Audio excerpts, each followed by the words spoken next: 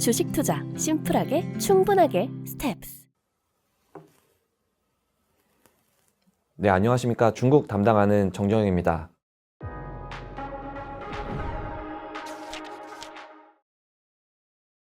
오랜만에 인사드리는 것 같네요. 오늘은 오랜만에 뵌 만큼 더 다양한 주제로 말씀을 드리려고 합니다. 무엇보다도 이제 막 폐막이 됐던 중국의 양회 관련해서 도대체 어떤 내용들이 언급이 됐었고, 그 전에 제가 양회 시작하기 전에 어떤 내용들을 말씀드렸는데 실질적으로는 정부에서 어떤 식으로 표현을 했는지, 그리고 앞으로 저희가 양회를 통해서 주식시장을 어떻게 반응을 해야 되는지에 대해서 말씀을 드려보고자 합니다. 일단 작년 10월 달에 20차 당대회를 통해서 새로운 당 최고 지도부가 발표가 됐었고요. 그 인원들의 국가직이 확정된 자리라고 보시면 될 것 같습니다. 뉴스에서 많이 보셨겠지만 대표적으로 시진핑이 처음으로 국가주석 3년임이 됐었고요. 그 다음에 기존에 10년 동안 총리 자리에 있었던 리커창 총리가 물러나고 작년 10월 달에 이제 2인자로 뽑힌 리창이라는 사람이 총리 자리에 본격적으로 등극을 하게 됩니다. 그래서 큰 이제 인사의 변동은 이걸로 봐주시면 될 것 같고요. 무엇보다 제가 이 전인의 이제 공작 보고죠. 2023년 중국 정부가 생각하는 올해 경제 성장률 목표를 5%로 제시를 하면서 정말 많은 질문을 받았었습니다. 뉴스에서도 언급이 굉장히 많이 됐었죠. 역대 최저의 목표 성장률이다라는 단어가 아주 좀 자극적으로 다가왔던 것 같습니다. 근데 저는 사실 그 전부터 특히나 이제 구독자분들께 많이 말씀드렸던 것 같은데, 제가 생각했던 경제 성장률 타겟은 5%였습니다. 그리고 이 5%의 타겟을 제가 어떤 가정을 짰었냐 하면, 중국 정부가 굳이 과도하게 부양을 쓰지 않아도, 예를 들면 채권을 뭐 어마어마하게 찍을 필요도 없고요. 그렇다고 유동성을 어마어마하게 공급할 필요도 없다라는 게 저의 의견이었고, 그 기준으로 5%를 자주 말씀을 드렸던 것 같아요. 근데 이번 전인대, 그러니까 양회에서 했던 얘기가 제가 먼저 말씀드렸던 내용이랑 거의 부합하지 않았나라고 생각을 하고 있습니다. 중국 정부는 5%라는 경제 성장률을 제시를 하면서 일단 과도한 부양은 하지 않겠다라는 단어는 다시 한번 사용을 했었고요. 필요한 경우에 따라서, 필요한 때에 따라서 우리가 적극적으로 지원은 해주겠지만 일단 무분별한 지원은 없을 것이다라는 걸 다시 한번 강조를 했습니다. 근데 이 5% 경제 성장률이 정말로 중국 정부가 마치 과거의 그 성장 패턴을 무시할 만큼 정말 낮게 잡은 것이냐라고 보면 사실 저는 그 정도는 아니라고 봐요. 그래서 과거에 했던 패턴, 과거에 했던 경제 성장률 목표 설정 패턴과 유사했기 때문에 그냥 현재 지금 중국의 경기가 자연스럽게 하향 사이클에서 지금 벗어나려고 노력을 하고 있는데, 이 과정을 자연스럽게 넘어가고 있다라고 보고 있습니다. 이걸 왜 그렇게 말씀드리냐면, 사실은 중앙정부가 이렇게 경제성장률 목표치를 발표하기 전에 한두 달 전에 지방정부가 먼저 이제 지방양회를 진행을 하고요. 각 지방정부별로 우리가 올해 목표 성장률이 얼마입니다 라고 제시를 합니다. 그 숫자들을 다 취합을 해서 가중평균, 그러니까 경제 사이즈별로 가중평균을 한 숫자를 보면 올해 지방정부들이 제시했던 가중평균 목표치는 5.6%예요. 그리고 중앙정부가 제시했던 건 5%입니다. 근데 여기서 이제 지방정부에서 제시한 것보다 0.6%포인트나 낮네. 그러면 보수적으로 잡은 거 아니야? 라고 말씀을 해주실 수도 있겠지만, 사실 과거 패턴을 보면요. 원래 지방정부가 제시했던 거에서 많을 때는 0.8%포인트 낮은 경우도 있었고요. 적을 때는 0.5%포인트 정도 낮게 설정을 했었습니다. 그러니까 이번에 0.6%포인트 낮게 잡은 것이 절대 과거 대비해서 지방정부의 의지보다 중앙정부의 의지가 낮게 평가할 필요는 저는 없다라고 보고 있고요. 오히려 과거 했던 패턴과 유사하고, 오히려 과거 최대 많이 뺐을 때가 0.8%포인트, 적게 뺐을 때가 0.5%포인트라는 걸 고민을 해보면 올해 이 중앙정부가 제시했던 5%라는 경제성장률은 상대적으로 자신감을 표현했다라고 해석하는 게 전 맞는 것 같습니다. 오히려 덜 뺐죠. 지방정부가 제시했던 것보다. 거기에다가 저는 사실은 중국 정부가 제시한 타겟은 5%지만 마음속에 내재되어 있는 숫자는 최소 5.5%이지 않을까라는 생각을 했습니다. 왜 그러냐면 5%라는 경제성장률 목표의 다음으로 제시했던 게 바로 1200만 명의 고용 목표입니다. 이 1200만 명이라는 게 어떤 숫자냐면 중국 정부가 90년대 초반부터 이 매년 도시 신규 고용 목표치를 발표를 했었어요. 근데 이 1200만 명이라는 숫자가 그 90년대 초반부터 지금까지 가장 높은 숫자입니다. 즉, 고용을 그 어느 때보다도 적극적으로 창출시키겠다라는 거죠. 고용을 창출시키겠다는 건 결국엔 경제를 활성화시키겠다라는 거고, 고용을 담당하는 주체, 즉 기업들이 훨씬 더 많은 사업을 하고 훨씬 더 많은 사업을 하기 위해서 필요한 사람들을 뽑으라라는 의미로 해석이 됩니다.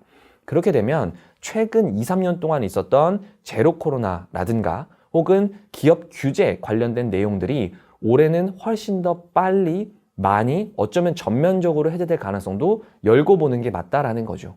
이 부분에 대해서 조금 더 힘을 실어주는 내용이 뭐냐면 양회가 다 끝나고 폐막식이 다 진행이 되고요.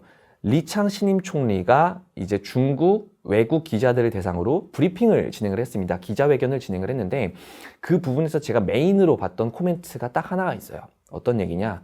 지금 현재 중국 경제가 5%를 달성하는 게 쉽지 않은 다양한 위험 요소들이 있지만 우리는 그런 거에 굴하지 않고 달성해 나갈 것이다라는 컨셉의 단어가 하나 있었고요. 그걸 누가 주도할 것이냐에 대해서 민간 경제가 훨씬 더 지금보다 많이 발전을 해줘야 되고 그 많이 발전할 수 있게끔 중국 정부가 지원을 해주겠다라는 컨셉의 단어가 또 나오기 시작합니다. 즉, 제가 사실 작년부터 말씀을 드렸던 것 같은데 리커창 총리가 이제 리창 총리로 전환될 거고 당시에 말씀드렸던 게 전환될 건데 이 리창이라는 사람은 변수이기 때문에 변수가 어떤 말을 하는지가 중요하다. 그러면 이 사람이 어떤 사람이었는지를 아는 것도 저희가 반드시 필요한 내용인데 사실은 절강성이라는 그러니까 알리바바의 본사 항저우가 위치되어 있는 절강성에서 민간 기업과 외국계 기업들과 함께 시장 중심으로 그 정치를 이끌어왔던 사람이었고요. 상해로 넘어와서는 테슬라라는 정말 전 세계의 위대한 기업을 유치한 성과를 거두기도 했었습니다.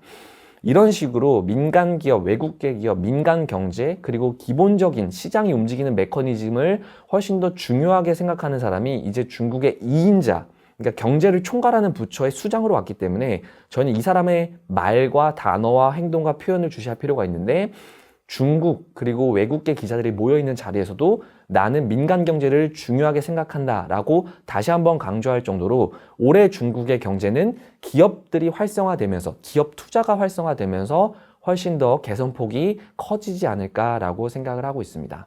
그래서 크게 이 5%라는 경제 성장률 자체도 저는 낮게 보고 있지 않은데 중국 정부가 이보다 더 공격적으로 고용 목표치를 제시를 했다라는 건 우리는 경제 활성화에 훨씬 더 집중을 많이 하겠다라는 거고요.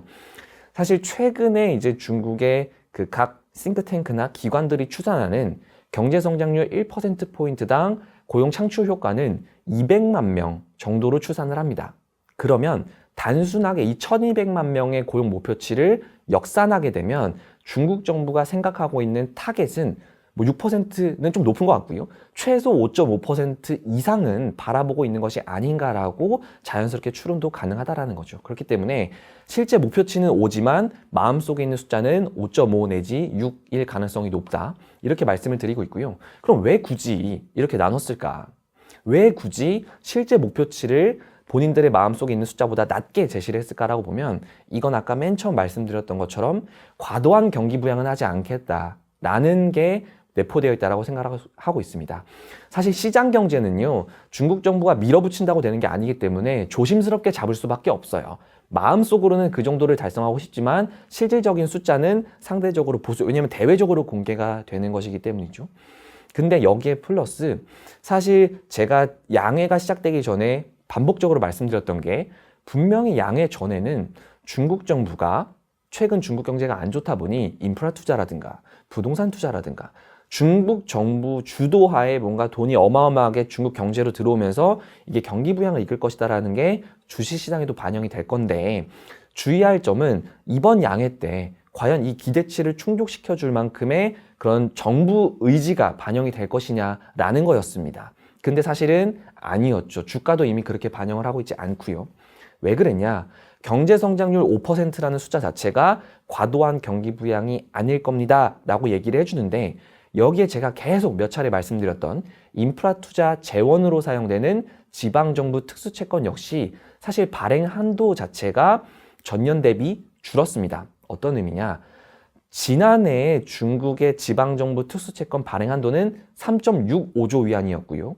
올해 목표는 3.8조 위안입니다. 방금 제가 좀 줄었다고 말씀을 드렸는데 오히려 증액이 됐네요. 근데 문제는 실제치입니다. 작년에는 3.65조 위안의 한도에서 실제 발행치는 4조 위안이 넘었어요. 근데 올해 한도는 3.8조 위안밖에 안 되는 거죠. 오히려 작년에 발행했던 것보다 덜 발행해 주겠다라는 겁니다. 물론 작년에 한도 대비 많이 발행해 줬기 때문에 올해도 한도 대비 많이 발행해 줄 수 있겠지라는 가능성은 남겨두는 건 뭐 나쁘지 않은 것 같아요. 근데 중국 정부가 특수채를 발행했던 이래로 한도 대비 많이 발행했던 경우는 지난해가 처음이자 마지막이었습니다.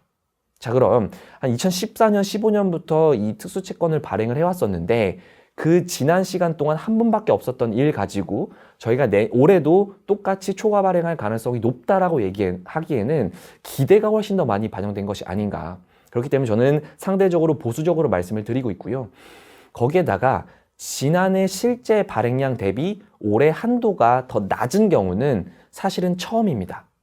지금까지는 계속해서 실제 발행량보다 더 많이, 즉 한도를 작년 대비 계속 더 많이 올려주고 실제 발행량 대비로도 더 위로 찍어줬었는데 작년에 워낙에 예상치 못한 경기 충격을 맞이를 하면서 한도 대비 많은 채권을 발행을 했었고요. 그러다 보니까 올해는 당연히 작년에 실제 발행했던 것보다 적게 주겠다라는 겁니다. 시장은 여기서 실망을 했던 것 같아요.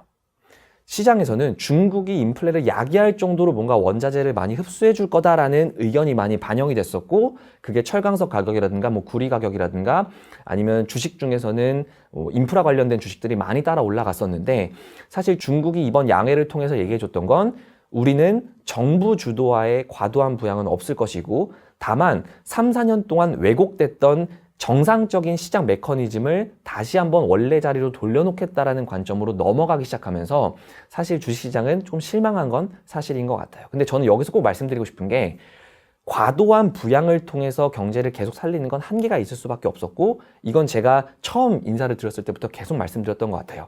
오히려 저는 중국 정부가 총리의 변화에 따라서 훨씬 더 민간 경제와 시장 경제, 기업 중심으로 경제가 돌아간다라는 컨셉으로 넘어가고 있기 때문에 이 부분은 어떤 걸 의미하냐면 저희같이 외국인 투자자 입장에서 훨씬 더 중국 주식과 중국 경제를 바라보기가 투명해진다라고 생각을 해주시면 될 것 같습니다. 사실 중국 정부의 지원에 의존을 하다 보면 저도 전망하는 게 어렵고요. 같이 봐주시는 구독자분들께서도 언제 어떤 지원책이 나올지를 잘 몰라요.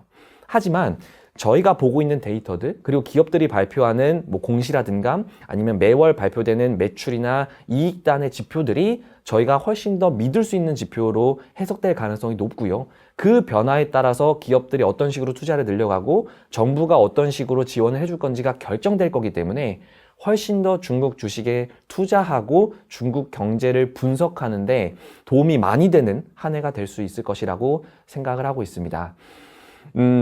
1, 2월 달에 이제 조정을 받고 3월 양해까지 마무리가 됐습니다. 대형 이벤트는 다 끝났고요. 이제는 정말 중국의 경제가 회복되는지를 훨씬 더 많이 보는 시즌이 될 거예요.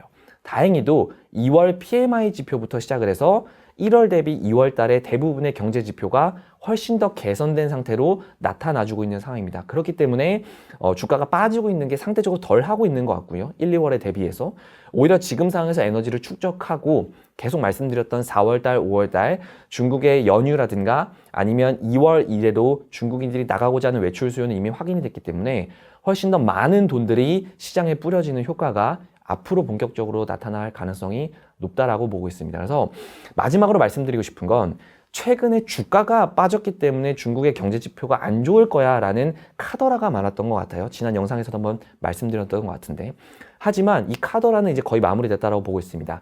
양해라는 대형 이벤트가 끝났고 2월, 3월 달에 주요 경제 지표가 이미 호조세로 전환돼서 나오고 있는 상황이에요. 그러면 이 카더라가 끝나고 실물 경제가 주식시장의 하단을 받쳐주는 상황이 되고 있기 때문에 오히려 지금 상황에서는 리오프닝 관련된 주식들을 다시 한번 고민해보고 적극적으로 이제 매매를 해보는 시점으로 들어가는 게 맞지 않을까라고 생각을 하고 있습니다. 앞으로도 중국의 이런 변화 그리고 경기가 훨씬 더 좋아지는 모습들에 대해서 계속해서 코멘트 드릴 수 있도록 하겠습니다. 네, 오늘 내용은 여기까지입니다. 감사합니다.